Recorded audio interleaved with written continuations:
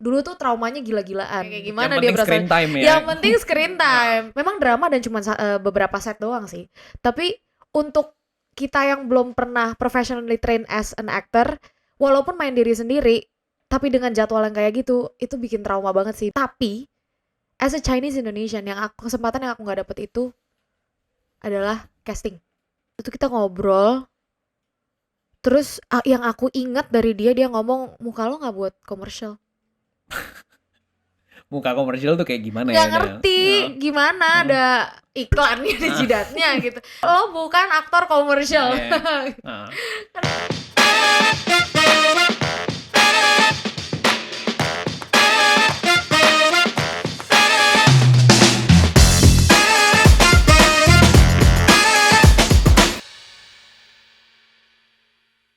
Halo, selamat datang teman-teman di podcast Bikinan Berbagi. Kali ini kita kedatangan tamu, Brigita Cynthia, atau sering disapa Gigi ya. Yes, betul sekali. Halo Kak Jason, thank you udah diundang ke Antelope. Terima kasih sudah mau datang. Selamat datang di Studio Antelope, Gigi. Di Studio Antelope kayak waktu itu kita pernah project Puff Meong ya waktu itu ya. Puri. Puff Meong bener sama Puri. Dan ya dulu kita kenal dulu anggota sebuah girl band bernama Cherry Bell. Tapi ini menarik banget karena justru karena gue gak ngikutin Cherry Bell, jadi gue taunya dulu pas lu udah jadi aktor justru ya. Gue malah gak tahu pas lu di Cherry Bell. Jadi pas gue nonton di film-film lo, terus gue, oh ini dulu ternyata Cherry Bell, band ya, girl band gitu, ternyata ya. Nah tapi itu menarik sih. Gue pengen mulai dengan itu pertanyaan transisi karir lo gitu dari girl band anggota Cherry Bell gitu, terus tiba-tiba jadi aktor. Apa sih defining moment yang membuat lo akhirnya memutuskan jadi aktor gitu? Sebenarnya ada satu gadget yang dulu tahun 2011-2012 tuh lagi hype banget, DVD portable. Jadi tuh gue itu satu-satunya aku tuh satu-satunya member Cherry Bell yang suka nonton. Aku beli DVD portable itu, terus beli series itu. Ini masih kerja as a girl band ya. Gara-gara nonton series judulnya Arrow, DC itu, series itu terus kayak pengen jadi superhero caranya gimana ya gitu kan. Terus ya mau gak mau main lah gitu kan, terus main gimana caranya? Ya acting lah. Berarti kalau acting harus belajar acting gitu. Akhirnya dari situ jadi interested dan akhirnya setelah belajar malah jadi ketagihan dan bukan cuma pengen jadi superhero aja, tapi kayak pengen jadi bener-bener professional actor gitu. Nah itu pas berarti lu nontonnya pas lagi emang lagi di girl band itu? Karena banyak nunggu kan, terus di perjalanan di mobil segala macam, di pesawat, jadinya nonton mulu gitu di waktu kosong. Oke. Ada selain Arrow ada yang lu tonton juga nggak waktu itu yang atau itu yang membuat lo paling? Itu yang membuat aku bener-bener jadi pengen banget main tuh sebenarnya emang gara-gara pengen jadi superhero aja gitu. Terus si Arrow itu kan seasonnya panjang banget kan. Jadi nonton lagi sampai akhirnya ketemu waktu itu film-film Korea kayak yang 200 Pounds Beauty ya kalau nggak salah itu ya. Terus apalagi gitu, banyak banget ketemu film-film lain yang bikin jadi makin penasaran dan makin belajar. Akhirnya jadi nyangkut. Gitu. Tapi kan pas Cherry Bell sebenarnya ada film Cherry Bell kan? Ada benar. Nah itu tuh justru itu yang membuat pengen jadi aktor atau sebelum itu udah tertarik? Malah dulu tuh trauma banget karena gini. Karena waktu itu aku baru mau mulai kuliah. Terus pas lagi syuting itu aku back to back sama kuliah. Dan karena jadwal nyanyi kita rapet banget juga, akhirnya syuting film panjangnya juga dirapetin cuma berapa belas hari kalau nggak salah. Memang drama dan cuma beberapa set doang sih. Tapi untuk kita yang belum pernah professionally trained as an actor, walaupun main diri sendiri, tapi dengan jadwal yang kayak gitu, itu bikin trauma banget sih. Dulu aku sempet benci banget sama syuting. Karena kita tuh syuting bisa sampai 4:30 pagi, terus satu scene gak kelar-kelar karena shotnya banyak banget. Dulu tuh traumanya gila-gilaan gitu. Akhirnya tapi ternyata karena keinginan jadi superhero lebih besar, jadi balik lagi pengen jadi aktor. Gitu sih ceritanya. Tapi sebelum di Cherry Bell, di SMP, SMA gitu tuh nggak pernah malah sama acting sama sekali tuh nggak pernah? Nggak ada sama sekali. Orang drama bahasa Indonesia aja, waktu itu kita mainin Cinderella kalau nggak salah. Aku jadi peri, itu aku inget banget pengalaman aku. Jelek banget, kayak oh no gitu. Aneh banget, kayak ih. Nggak pernah bersinggungan sama sekali. Dulu malah aku paduan suara. Oh, oke. Lebih ke situ, paduan suara sama nari. Ya, ya, ya. Mm-mm. Nah, tapi abis itu transisi ke acting setelah film Cherry Bell itu, Mhm. film pertama kamu setelah Cherry Bell itu apa? Judulnya Sebuah Lagu Untuk Tuhan. Waktu Oke. itu sama Eris Karen, sama Nina Zatulini kalau nggak salah, terus aku lupa direkturnya siapa. Ada satu Adila Fitri. Hmm. Ya itu Itu sama setelah Cherry Bell setelah udah. Cherry Bell. Oke. Sama Winter in Tokyo. Oke. Iya Tapi itu ya sih. ini nggak sih kayak lu ngerasa pengalaman di girl band itu ngebantu di acting atau justru jadi beban atau malah gimana tuh? Jadi sebenarnya ngebantunya adalah karena terbiasa untuk ditonton sama banyak orang. Jadi kalau Ya. misalnya sama kru tuh udah nggak terlalu canggung gitu. Depan kamera udah nggak terlalu canggung. Tapi yang jadi masalah adalah pada saat biasanya kalau kita perform kan kita mau menunjukkan sesuatu. Sedangkan kalau misalnya lagi syuting itu kita nggak boleh nunjukin apapun. Maksudnya kita punya goal in a scene as the character, kita mau tujuannya apa, kita mau dapetin apa dari orang lain, tapi kita nggak boleh show it as in kayak nih logo lagi acting gitu. Akhirnya mindset performernya harus dikikis sedikit demi sedikit gitu. Karena Oke. kalau Cherry Bell kan kebutuhannya emang mau perform, emang you were meant to be seen kan Iya, gitu. iya. Orang bayar buat nonton kita kayak lucu-lucu, perform gini-gini nyapa mereka gitu. Tapi kalau film kan beda gitu. Tapi yang ngebantu banget nervousnya itu ya berarti ya karena Iya, udah benar. terbiasa.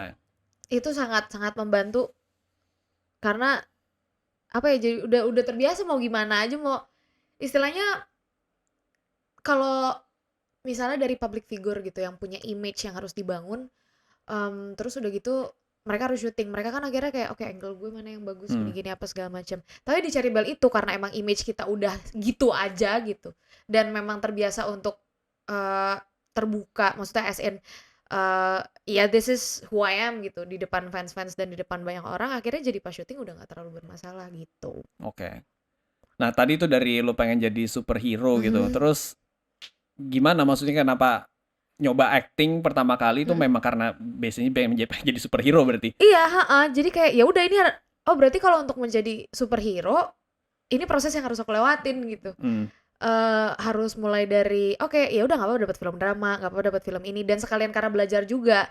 Nah, pas mulai film Cherry Bell yang kedua itu sebenarnya tuh udah mulai interested karena proses syutingnya lebih enak daripada yang film pertama. Kayaknya manajemen kita juga waktu itu belajar dari film yang pertama. Akhirnya di sini juga dibikinnya lebih sehat. Itu udah mulai oh lumayan interested ya, tapi emang ngepicknya itu di nonton Arrow itu. Nah, apa namanya?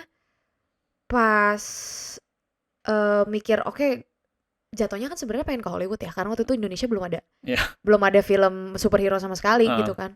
Jadi ya udah this is a process that I have to be in gitu pada saat mau jadi aktor ya udah jadi ambil aja malah jadi ketagihan sama role-role yang sebenarnya jauh banget dari superhero gitu kayak cewek-cewek remaja apa segala macam gitu malah jadi seneng sama role-role yang kayak gitu. Terus momen apa yang membuat lo akhirnya udah gua pengen jadi aktor nih? Momen pada saat mulai belajar acting yang bener-bener belajar di 2018 Itu di mana? di HH. Oh, di HH. Di HH. Terus waktu itu yang jadi karena aku waktu itu masih stripping program juga. Jadi aku belajar private sama Om Willem Oh Bevers. iya. Dari situ dia ngajarinnya kan enak banget. Dia maksudnya kayak ngasih tahu ini loh metodenya kayak gini, ini segala macam. Dari situ kayak gue nggak perlu jadi superhero deh. Gue perlunya jadi aktor aja. Pokoknya gue suka. Pokoknya this is the career yang aku pengen pursue for the rest of my life gitu. Emang jatuh cinta aja tahu-tahu gitu aneh banget deh. Nah, itu apa yang bikin lo jatuh cinta? Kenapa lo suka banget sama acting gitu? I don't know. Kayak ini makanya lucunya kayak nggak pernah ada rasa kayak jatuh cinta pada pandangan pertama. Iya. Pas masih Kadang kecil. lo nggak bisa menjelaskan kenapa lo jatuh cinta ya. Aneh banget. Makanya aku dari tadi cuma bilang nagih gitu. Karena emang there's this feeling yang kayak this is where I belong gitu sih sebenarnya. Oke. Ngerasanya sih gitu, pede banget gue this is where I belong. Nah, sejauh ini pas kayaknya udah cukup banyak ya, maksudnya dari pertama kali acting tadi tahun berapa, 2000 pas Cherry Bell bahkan Heeh, kan, heeh. sekarang udah 2023 udah banyak banget film TV series, Aha, film. aha. Lumayan lah. Mana sih yang paling, peran mana yang menurut lo paling menantang? Menantang ada satu dulu. Jadi ini maaf ya triggering. Jadi korban rape. Hmm. Nah itu menantang banget. Terus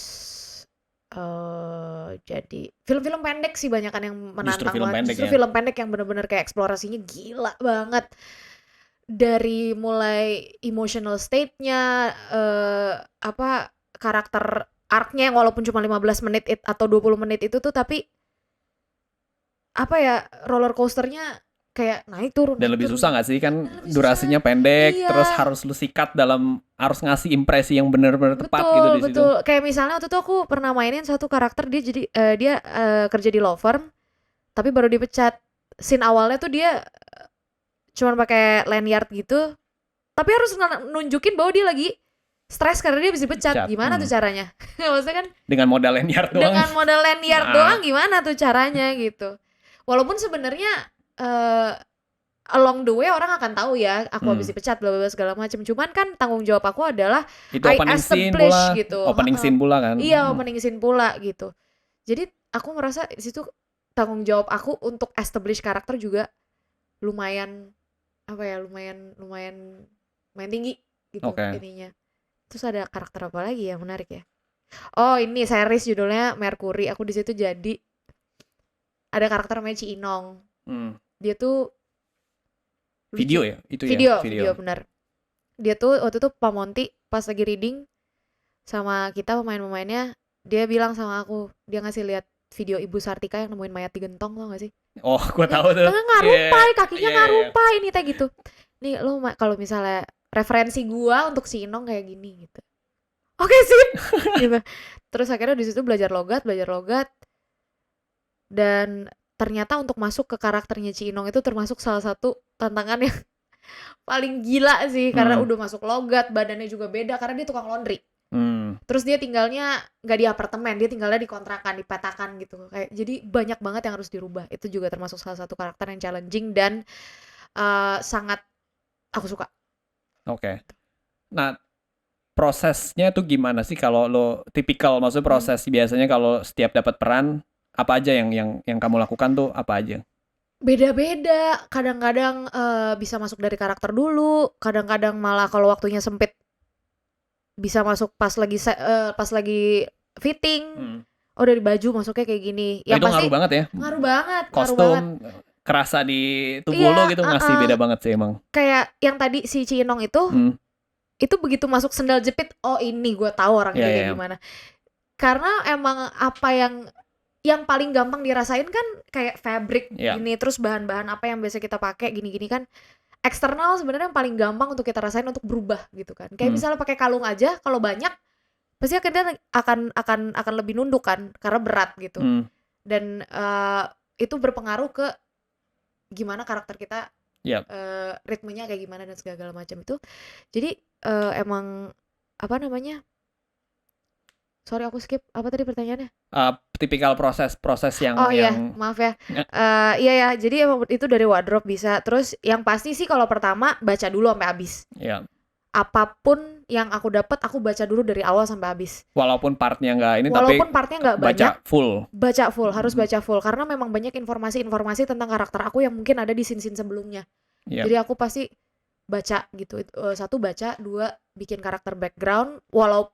Kalau misalnya waktunya panjang ya bikinnya panjang, kalau waktunya pendek ya bikinnya seadanya aja gitu. Tapi at least apa yang aku perluin di film itu ada gitu. Terus udah gitu kalau punya kesempatan lebih panjang juga masuk fisiologi.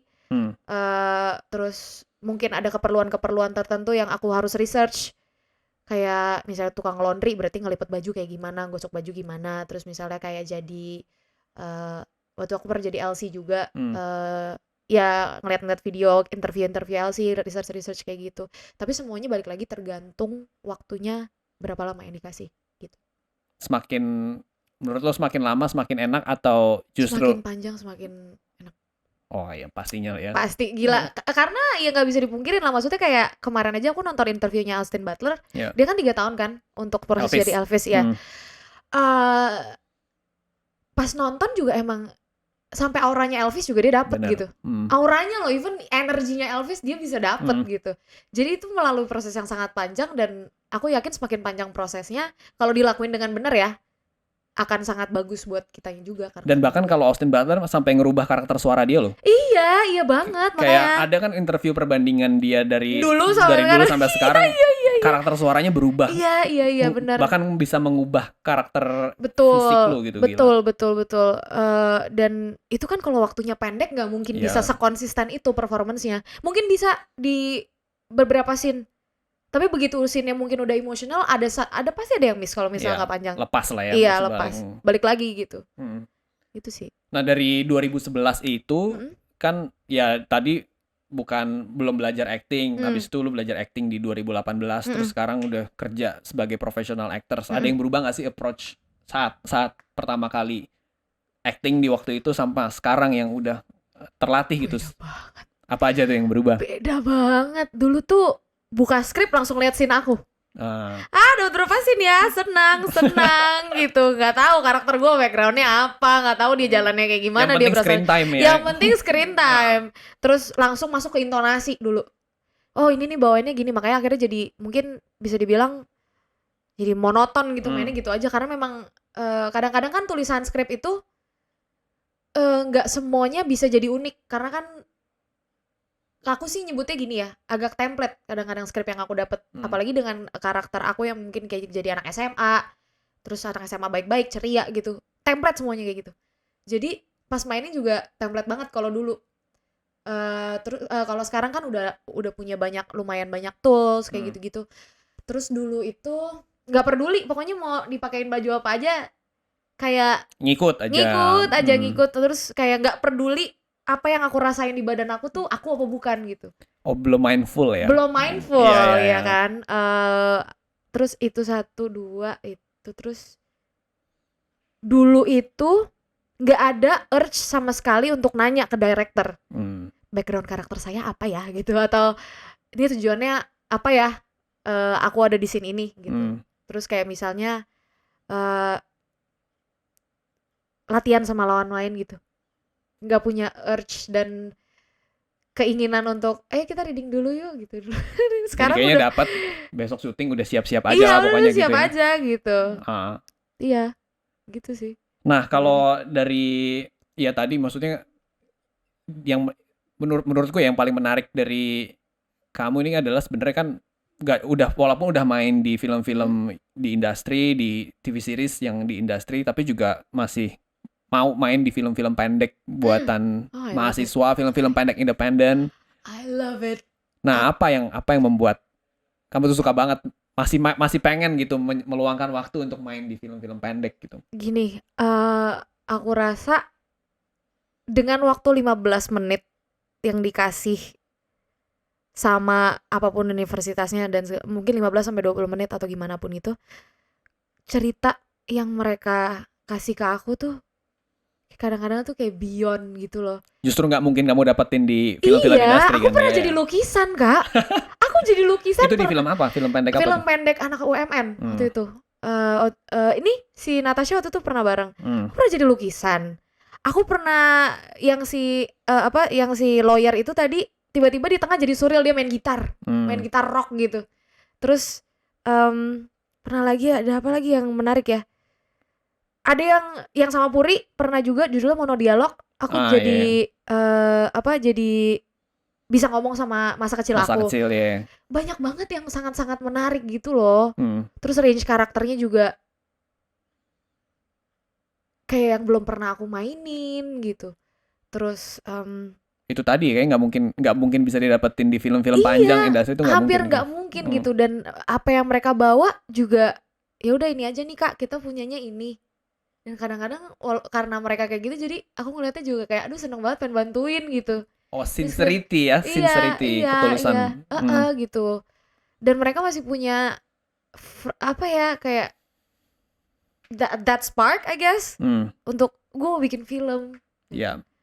Makanya I really love main film pendek tuh, suka banget Tapi ada beda sama nggak? mahasiswa. Ada beda nggak kerja di film-film yang di industri gitu Iyalah, sama film-film pendek buatan mahasiswa? Bedanya apa? Yang bedanya paling kadang-kadang dirasain? proses film pendek aja lebih panjang ya daripada film Ya. panjang ya sama series itu. Terus kadang-kadang karena mungkin gini, karena kadang-kadang film pendek mahasiswa tuh pemainnya dikit kan. Hmm. Jadi direkturnya bisa bener-bener bonding sama satu, bonding dua, bener-bener bisa ngasih tahu apa yang mereka inginkan ke aku dengan sangat jelas. Terus bisa diskusi.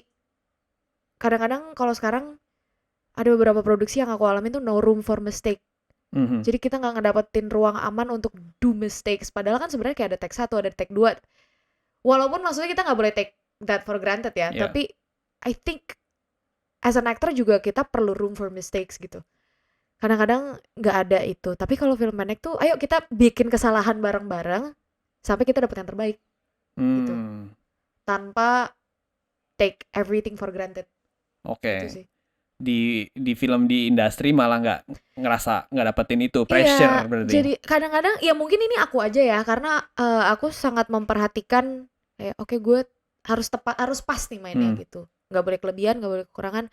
Gue harus believable. Dan kadang-kadang kayak gitu-gitu tuh ada banyak faktor kan, kayak misalnya pernah nggak sih ada di tempat syuting yang kayak ayo cepet-cepet ya gini kayak Ya. gitu-gitu, dan nggak bisa di Nggak kalau enak- udah nggak kayak enak gitu banget tuh ya. tensinya udah kayak gitu, take 1 percaya deh. Ya kalau aku sih nggak bakal ini, pasti kepleset, pasti ada keplesetnya gitu. Jadi kadang-kadang proses-proses di film panjang yang seperti itu yang kadang-kadang aku kayak aduh sayang banget gitu. Bukannya nggak suka sama produksinya ya, tapi sayang banget, harusnya kita bisa lebih anget lagi loh gitu suasananya supaya kita bisa, istilahnya kalau anget kan peredaran darah lancar ya. Jadi kayak lebih nyaman, lebih Santai, senang, jadi iya. lebih malah bisa keluarin Betul. semuanya ya. Betul. Iya ya. Nah itu kan tadi plusnya di film-film mahasiswa yang dibandingkan film-film di industri. Kalau kebalikannya ada nggak yang paling sering dirasain? Kebalikannya ya kadang-kadang setupnya lama. Oke. Walaupun sebenarnya itu bukan major banget sih. Terus kadang-kadang suka ada beberapa project yang memang kayaknya mereka ngelakuinnya emang buat tugas doang. Gitu. Jadi malah nggak dapetin spark tadi itu iya, dong. malah berarti. nggak dapetin spark tadi. Jadi ya itu both way sih sebenarnya. Terus ada lagi yang kadang-kadang ceritanya juga nggak terlalu menarik gitu. Cuman gini, jadi kalau misalnya ceritanya nggak menarik tapi mereka seneng banget untuk bikin itu, makanya kadang-kadang suka aku terima gitu. Terus apa lagi ya, ini yang aku dengar nggak ceritaku semua ya, ada cerita orang lain juga. Jadi dia itu dibayar cuma 50.000 per hari. Padahal kameranya Alexa gitu. Iya, padahal kameranya kayak Alpha gitu kan. Terus dibiarin jemur-jemuran, jemur-jemuran padahal lagi nunggu gitu. Dibiarin jemuran kepanasan gitu kan, itu bisa sakit kepala kan. Kadang-kadang tuh karena memang belum berpengalaman juga, jadi kayak telco nggak tahu sebenarnya specifically job desk-nya tuh apa sih. Terus kayak DP atau boomers gitu, boomersnya ini mulu, apa masuk mulu gitu. Bocor. Terus iya bocor mulu. Terus udah gitu nggak terlalu merhatiin frame atau kayak gimana. Sebenarnya teknis sih yang sebenarnya. Justru kalau minusnya di teknis doang gitu iya, ya. minusnya di teknis. Kalau Spirit sih aku rasa sampai sekarang maybe I'm lucky. Tapi sampai sekarang aku rasa aku selalu dapet teman-teman filmmaker yang dari mahasiswa yang punya spirit yang sangat menyenangkan.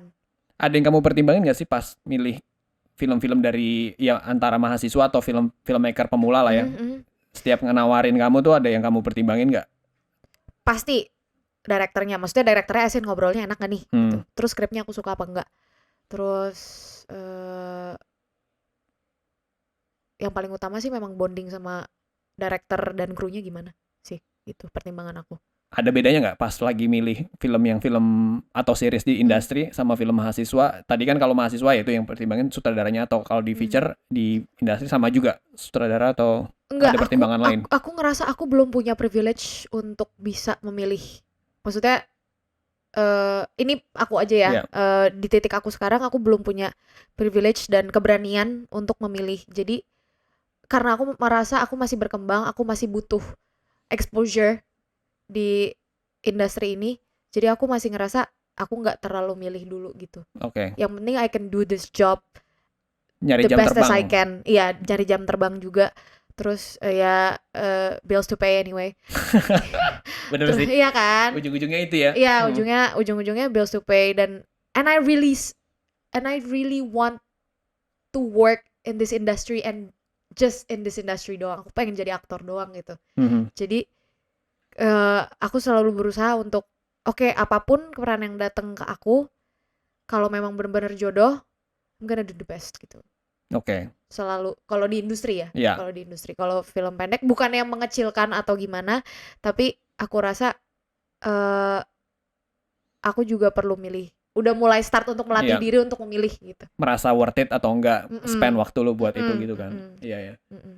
Tapi kalau boleh kasih saran nih buat tadi kan udah sempet mention ya beberapa soal film-film pendek Mhm. pemula atau mahasiswa gitu, ada saran atau tips nggak sih buat mereka kayak gimana cara ngomong ke aktor, karena kan Oke. itu memang tricky banget dan Mhm. dan aku sendiri maksudnya ngerasain gitu salah satu part yang paling susah dari ketika memulai karir jadi sutradara adalah ngomong ke aktor gitu. Dan kalau kamu ada tips nggak buat mereka?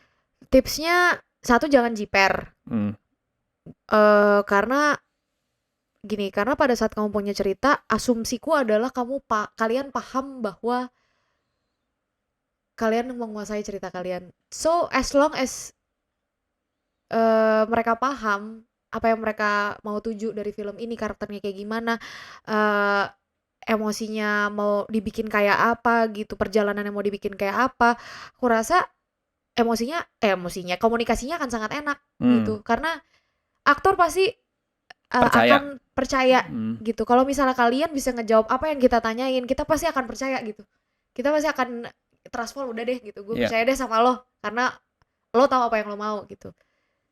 Makanya menurut aku pada saat sudah menguasai materi dan skrip dan apapun itu, jangan jiper ngobrol sama aktornya. Karena nggak semua aktor juga kayak diva gitu loh. Sometimes we want to bond with you guys gitu loh. Kadang-kadang suka gitu, ya kak gini. Kenapa sih lo, udah deh, orang sama-sama gitu. Lebih seneng malah kalau misalnya mereka approach dan ngobrolin soal karakter dan tahu bener gitu. Jadi aku ngerasa aman. Karena itu sih ya yang dirasain kayak kalau aktor nanya emang itu lu bukan lagi dijudge, dia emang beneran pengen tahu gitu. Iya, ini karakter aku sebenarnya kenapa ya kayak gini? Karena kan kadang-kadang kita ngelihat dari bird's eye view kan. Iya. Kok kayaknya kurang make sense ya kalau dia kayak gini gitu. Kenapa ya? Nanya dulu dong kenapa gitu. Kenapa ya dia kayak gini? Oh gitu ya kak, nggak boleh kayak gitu ya? Enggak, bukan maksudku nggak gitu. Iya. Maksudku ada penjelasannya nggak? Kalau misalnya you can justify this, I'm gonna play this gitu loh. Sebagai sutradara waktu itu juga sempat ngerasain itu sih kalau ngomong sama aktor kayak dia nanya, gue lagi dijudge atau lagi diapain gitu ya, dan ya pelan-pelan akan paham lah bahwa sebenarnya aktor nanya itu memang karena pengen tahu gitu, pengen ngulik. Dan menarik banget sih maksud gue kayak kalau ngelihat cerita kan sebenarnya kayak nama kita ya, kayak nama kita kan unik dan nama dan personal gitu sama nama kita, dan kalau nggak mungkin ada orang nanya nama kita terus ngejudge nama kita. Cerita kan juga kayak gitu, cerita kan personal banget dan kita yang tahu sama cerita kita gitu. Iya, itu dia. Dan kalaupun orang nanya bukan dalam arti lo lagi dijudge, tapi bener banget. Memang pengen tahu gitu. Betul, sebenernya. Pede aja gitu. Ya memang mungkin kalian akan ketemu sama aktor-aktor yang mungkin gitu ya. Kayak akan satu titik pasti ketemu lah. Iya, pasti akan ada ketemu. Mungkin juga aktornya tidak bermaksud jahat gitu, tapi emang mungkin cara penyampaiannya gitu aja. Cuman ya nggak apa-apa, kuasain aja ceritanya, briefingnya kuasain aja, apa yang pengen kalian dapetin kuasain aja gitu, tapi nggak usah jiper dan cari tahu gimana caranya komunikasi sama banyak orang, karena tiap aktor beda-beda gitu. Ada yang approach-nya mungkin nongkrong aja dulu, tapi dia do their homework di rumah gitu, atau ada yang memang reading mulu, ada yang nanya mulu, ada yang kritis banget, belajar gimana cara komunikasi sama orang yang beda-beda. Kamu paling suka yang mana? Apa namanya pendekatan sama sutradara, sama pemain lebih suka nongkrong dulu atau lebih suka yang serius? Jadi dimulai dari reading, semua orang baca, atau yang kayak gimana? Paling nyaman? Paling nyaman sih ngobrol dulu sih. Ngobrol dulu eh pengennya gimana nih, mau dibawa kemana sih karakternya gitu-gitu. Mungkin sambil ngobrolin live juga kayak gitu, misalnya bonding Hmm. lah, bonding gitu. Sambil bonding sambil ngomongin karakter. Terus baru paling baca. Cuman kalau reading juga aku nggak tahu ya, sampai sekarang aku belum tahu apakah aku tipe aktor yang bisa banyak reading atau enggak. Hmm. Soalnya kan sampai sekarang kayak belum dapat proses yang panjang banget kan. Tapi kayaknya sampai sekarang aku bukan tipe aktor yang bisa reading terlalu banyak baca gitu. Oke. Tapi aku akan kerjain PR di rumah Mhm. gitu. Oke. Gitu. Dan kadang ngobrolnya juga bisa jadi nggak ngobrolin filmnya nggak sih? Iya. Malah ngobrolin hal yang lain Apa gitu. kek ngobrolin Lisa Blackpink kek, Iya, apa iya. kek gitu. Ya nyari common interest aja sih gitu. Kadang emang maksudnya dari sudut pandang sutradara ya, maksudnya kayak pengen kenapa kita ngobrol pertama, aku juga lebih suka pertama tuh nggak ngobrolin soal projectnya terlalu banyak, tapi ngobrol banyak soal aktornya, soal kehidupan aktornya sih sebenarnya. Karena lebih pengen tahu kayak perspektif aktor ini ngelihat cerita ini kayak gimana, perspektif dia ngelihat dunia itu kayak gimana.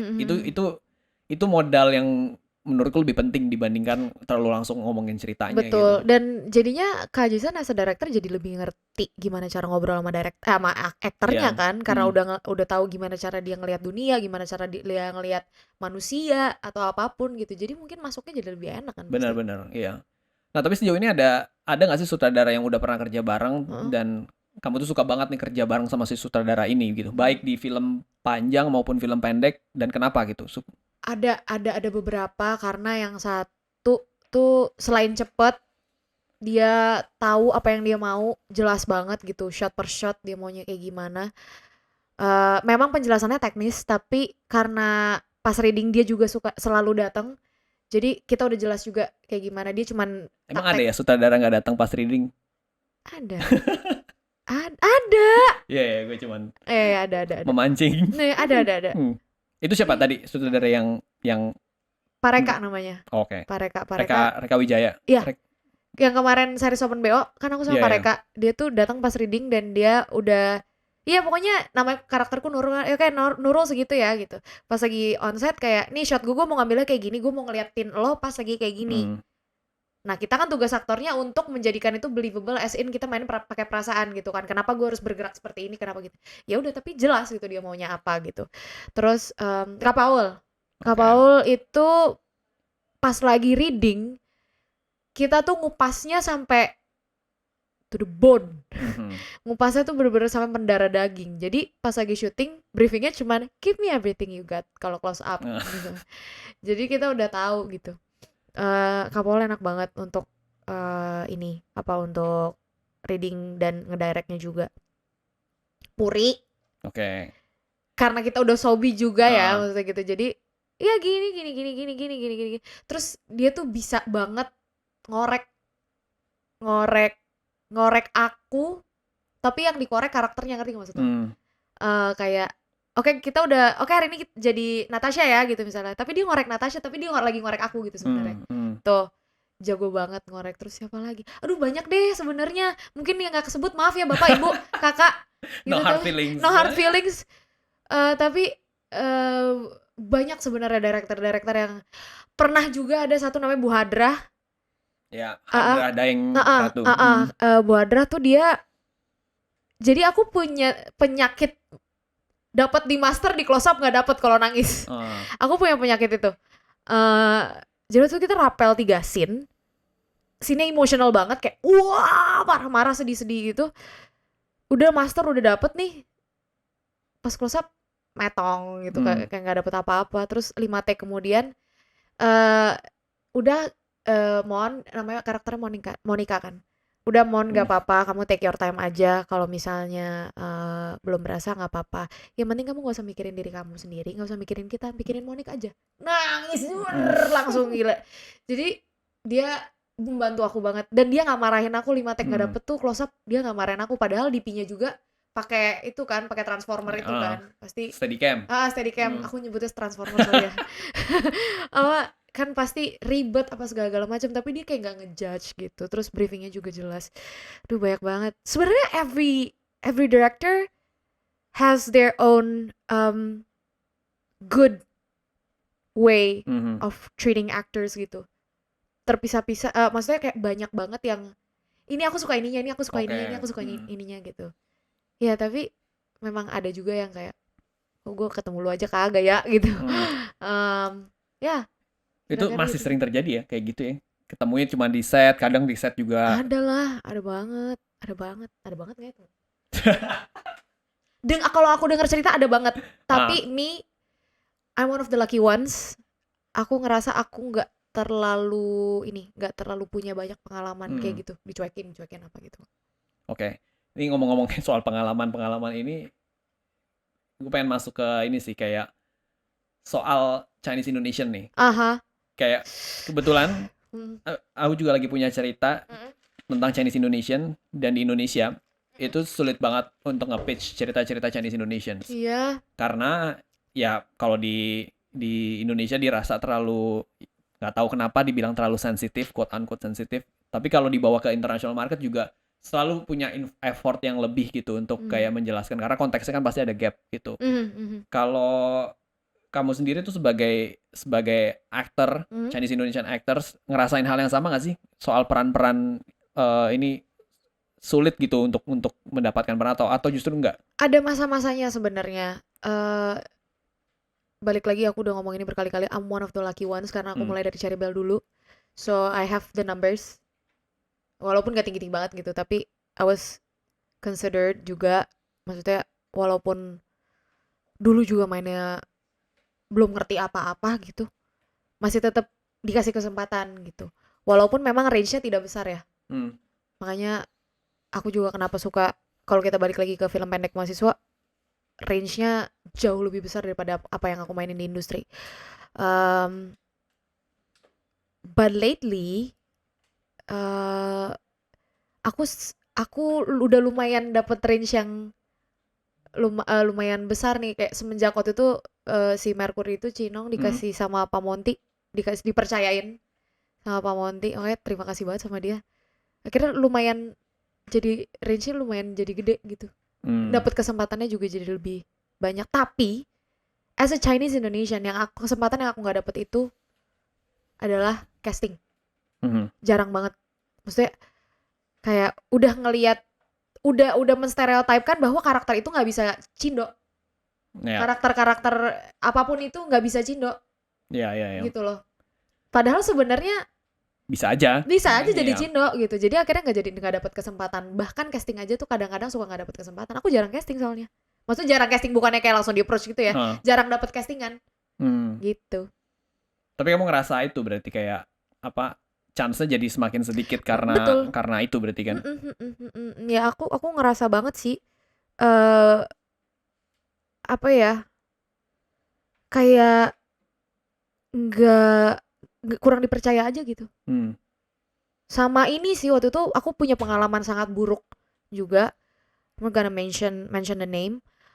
Tapi itu kita ngobrol. Terus yang aku ingat dari dia ngomong, muka lo nggak buat komersial. Muka komersial tuh kayak gimana ya? Nggak ngerti Nah, gimana nah, ada iklannya di nah. jidatnya gitu. Muka lo tuh bukan buat komersial gitu. Tapi tuh ngomongnya di depan Kita langsung. lagi ngobrol.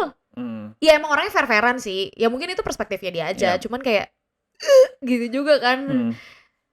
Ya nggak tahu karena race, nggak tahu karena emang referensi dia untuk commercial film bukan Cindo. I don't Hmm. know, tapi kadang-kadang ngerasa di skeptisin aja sih gitu. Kayak udah dapat label Iya, duluan udah gitu gitu, ya. lo bukan aktor komersial. Iya. Nah, Kenapa sih? itu terjadi di ruang casting atau bukan, malah lagi ngobrol-ngobrol biasa? Emang waktu itu aku lagi kesana untuk melakukan sesuatu gitu. Tapi kita akhirnya end up ngobrol juga. Oke. Gitu. So ada pengalaman aneh-aneh lagi nggak tuh pas casting? Ini Casting. selalu kutanyakan ke aktor-aktor sih, karena selalu penasaran gitu. Ada lu punya pengalaman absurd nggak sih selama casting? Casting. Yang paling absurd sih suruh tiba-tiba marah, tiba-tiba sedih sih. Tiba-tiba marah, sedih, Oh, ya. ketawa, kayak Dianggap chat GPT kali lo ya. apa? Dianggap Iya, dianggap AI. iya kayak set keluarin mata Hmm. langsung gitu. Iya itu paling paling aneh sih. Balik lagi, I'm one of the lucky ones. Tapi kalau ditolak casting pasti pernah dong. Oh pernah, Nah, pernah. ini juga yang pengen diomongin nih, kayak di industri film kan emang gitu ya, kayak kita setiap hari tuh urusannya berurusan dengan penolakan gitu. Baik Mhm. aktor, director, kayak Pitching produser, story. pitching juga pasti selalu lekat dengan penolakan Mhm. gitu. Kayak kamu ngelihat penolakan itu kayak gimana, dan gimana cara kamu coping dengan penolakan gitu? Kalau dulu ngelihatnya kayak aku nggak bisa, aku tidak pantas. Ayo, aku harus berusaha lebih banyak lagi. Hmm. Aku insecure. Kalau sekarang kayak ya udahlah gitu. Soalnya Kak Paul tuh pernah bilang katanya kadang-kadang kita tuh nggak keterima bukan karena kita nggak bisa. Hmm. Mungkin approach kita udah bagus gitu, tapi mungkin dia nyarinya yang rambutnya keriting, sedangkan rambutku Ya. lurus Hmm. gitu.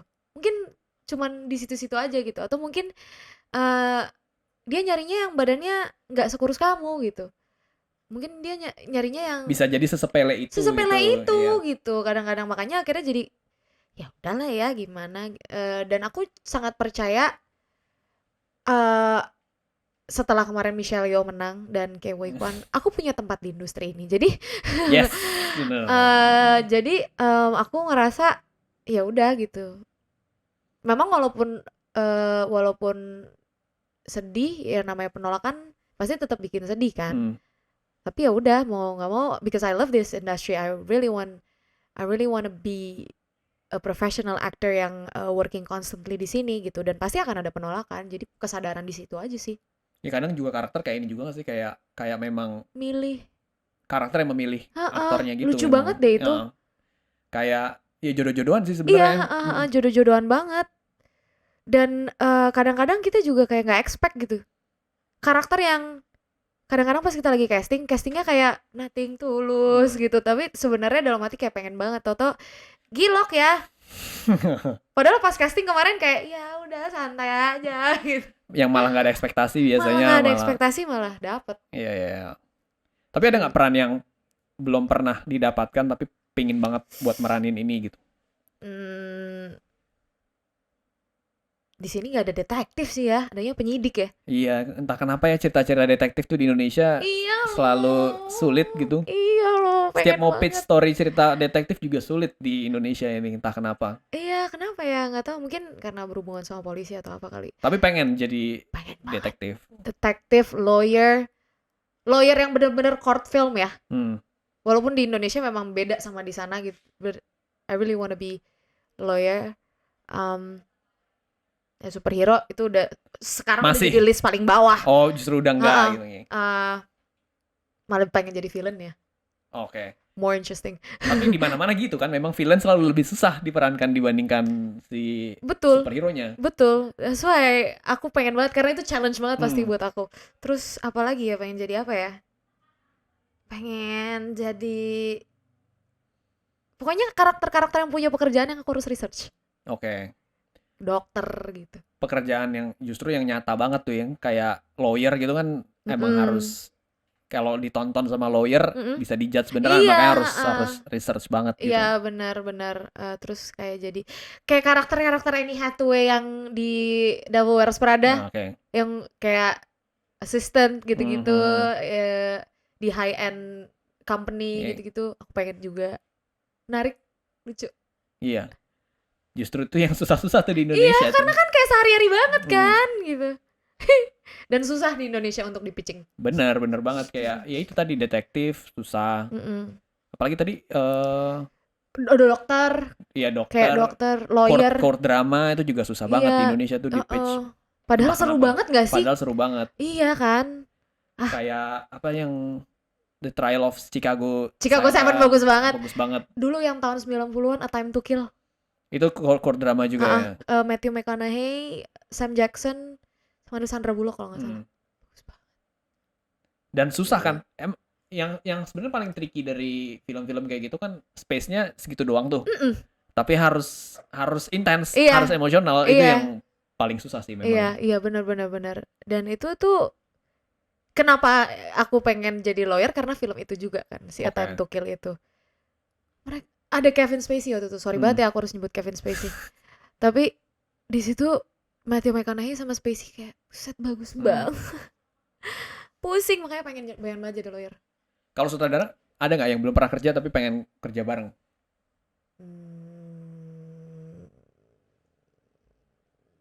Sejauh ini masih memuaskan hasilnya.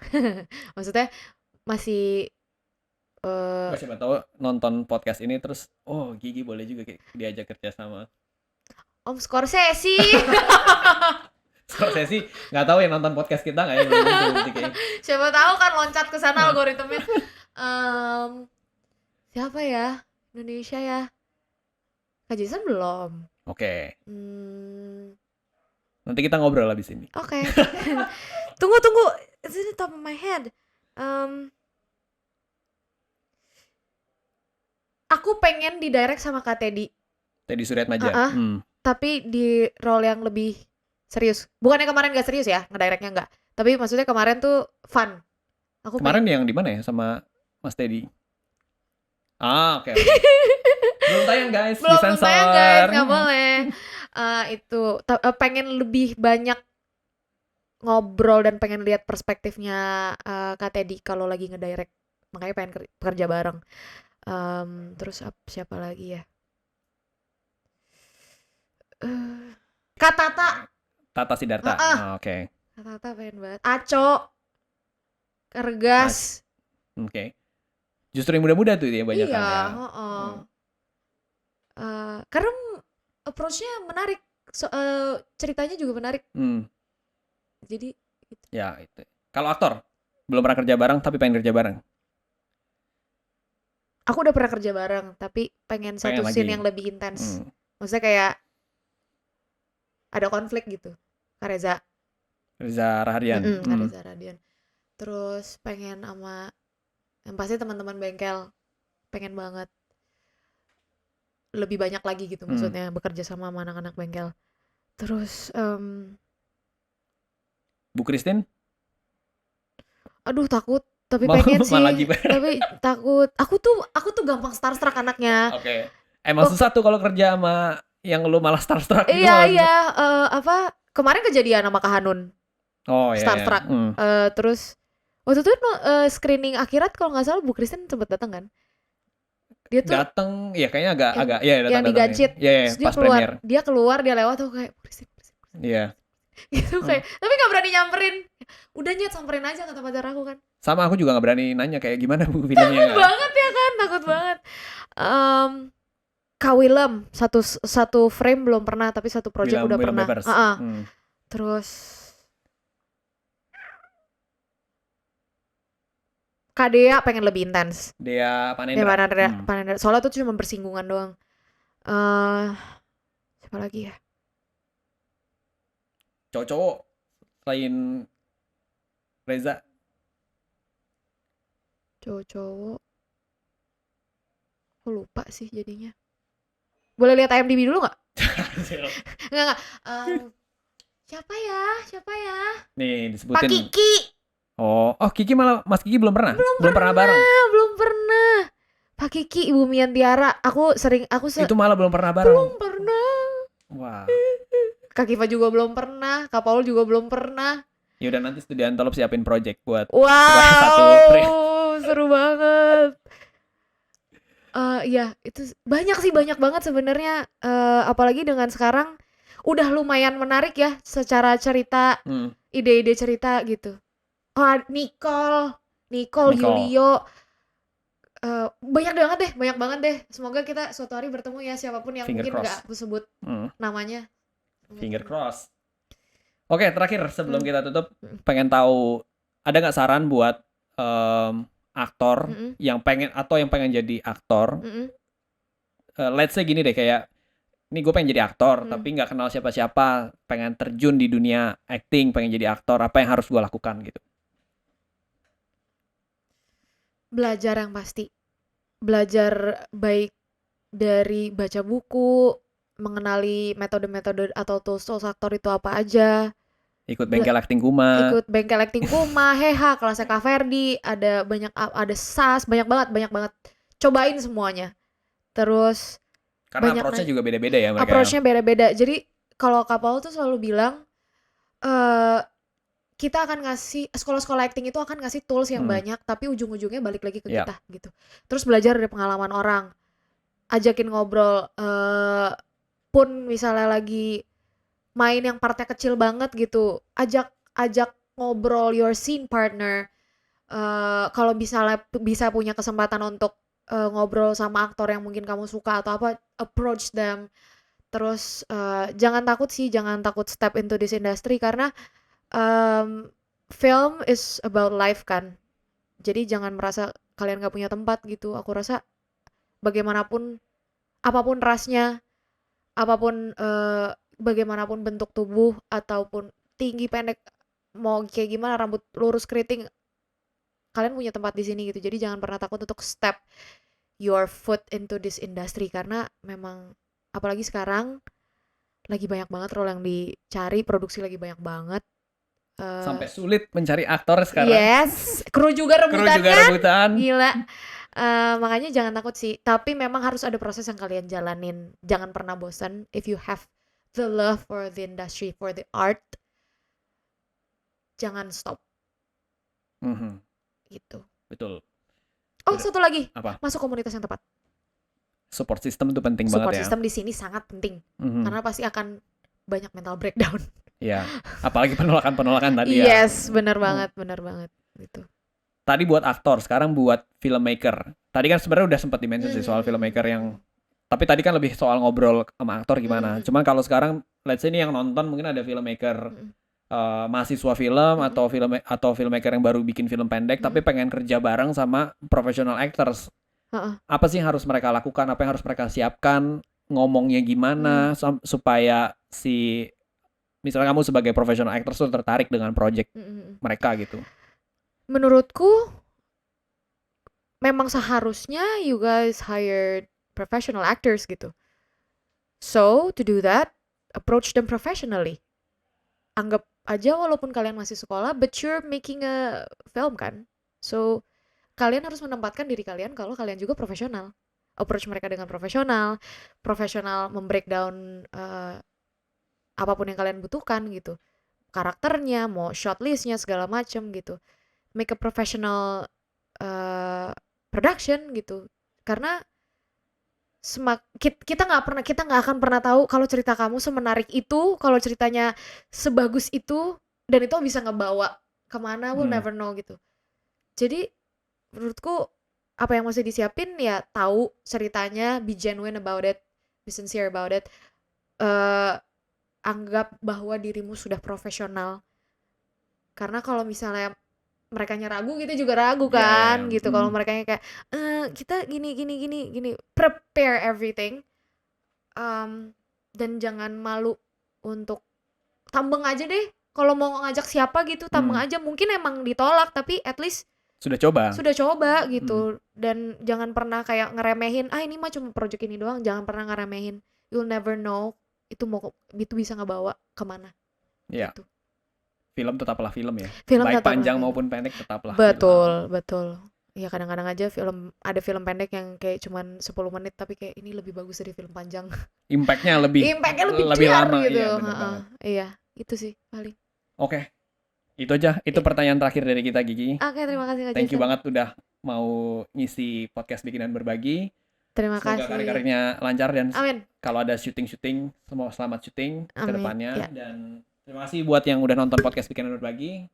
Sampai jumpa di episode-episode berikutnya. Thank you Studio Antelope. Thank you Kak Jason. Thank you, Gigi. Dah.